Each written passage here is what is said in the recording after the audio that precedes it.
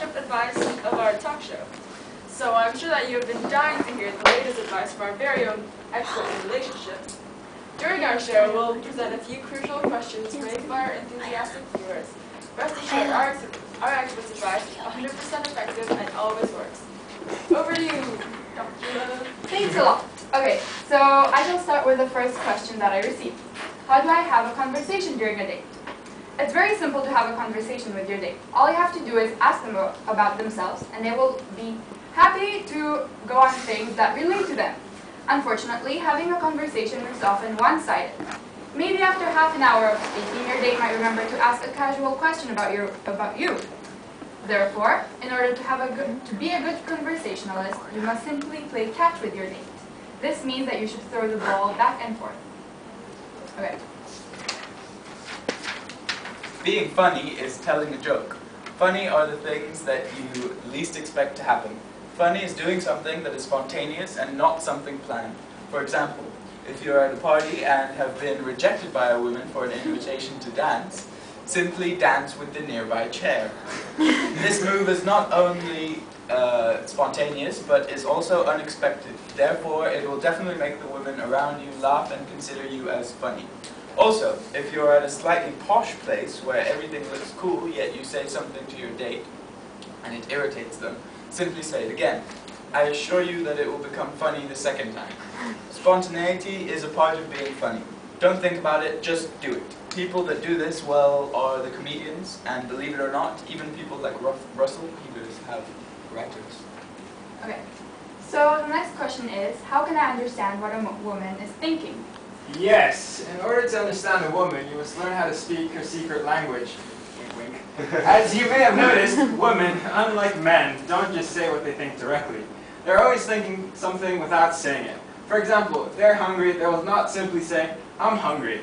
They will say things such as, what do you want to do tonight? Or, I was thinking that we could go to an Italian restaurant. Therefore, you must understand that a woman always talks about the way she feels, and therefore will never really tell you the truth about what she's thinking.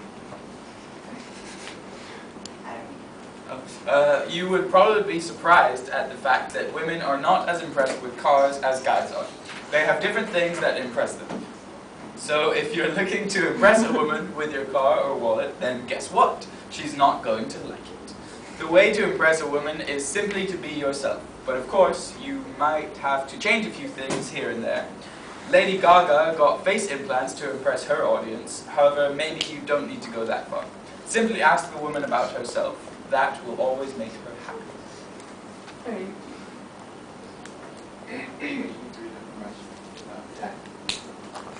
Okay, so the question is, I'm thinking about taking my girlfriend out to a movie. Would this be a good idea? And I say, absolutely not. Do not go watch a movie. This has to be a matter of principle.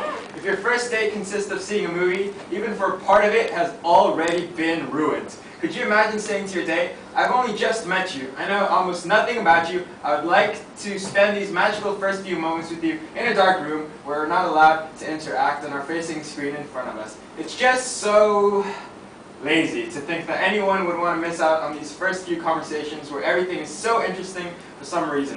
Who says to themselves, that's okay, I'll let Owen Wilson do the talking for me tonight. You took this person out, at least pretend to be interested in them for a few hours.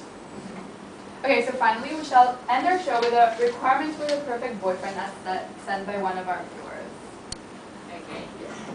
Very tall. I am a solid 165 centimeters long barefoot, putting me about 175 centimeters in heels. I refuse to be taller than you in my favorite shoes, as that is socially humiliating and I am incredibly shallow. There are plenty of handsome, shorter guys, but there are also plenty of lovely, stumpy girls with a fondness for kitten heels. Find each other, marry each other, have your children, paint them all blue, and live in a mushroom. Incredibly smart. I have a tendency to date engineers, mathematicians, pre-med students, and physicists. And while it doesn't go unnoticed that their general nerdiness makes them loyal, patient, attentive boyfriends, there is also something outrageously attractive to me about a man who is brilliant in the areas in which I am legally retarded. I consider myself fairly handy in all of the areas that make no money, like literature, philosophy, art, debate, and history.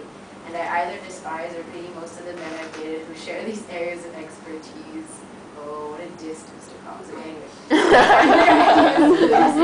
Their argumentative style predictable, and their vocabulary paltry. And as two people measuring over who's more well-read in 17th century French literature, me of course, is about as productive or relevant as two junkies arguing over What? Okay. Wait, Yuki, move, we can't see. Funny. This should go without saying, and yet I find myself constantly in the presence of unfunny, tedious men. How men who lack the charm and finesse necessary to make a woman laugh have not yet been weeded out of the cheap pool is beyond me. But I will certainly not be reproducing with one of them. My eggs are hilarious. Your sperm must be the same. Pretentious. I like a man who is self-assured to the point of obnoxiousness and looks down his elegant Roman nose at the perceived flaws of others. Now, he shouldn't be like this about everything, nor should he derive a sense of superiority from looking at photos of starving African children, but in his specific area of expertise, he should be confident that he's the best. That's really conversationalist. This sort of comes with the territory of intelligent and funny, but as you can see, I am not short on words. I like to talk till people's ears bleed and fall immediately in love with any and everyone who can do the same while holding my attention. I want to have conversations with you that last until 9 the next morning. I want to talk about everything with you until you're jostled. Okay, so well, there you have it. A brief list of the humble requirements for the future love of her life. It's not much, trust us. She says she's easygoing and open to change. Good, thank you very much. Okay, comments on that one? Good. Lots of good references. Yeah. At least they didn't rhyme my name with diarrhea.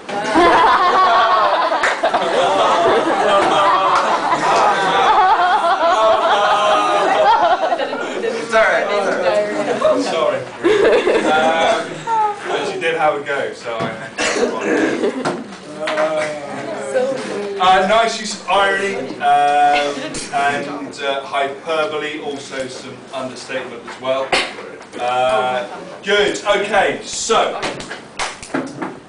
apart from Victor, who's more interested in Vietnam, which will round off next lesson, we're going to do that next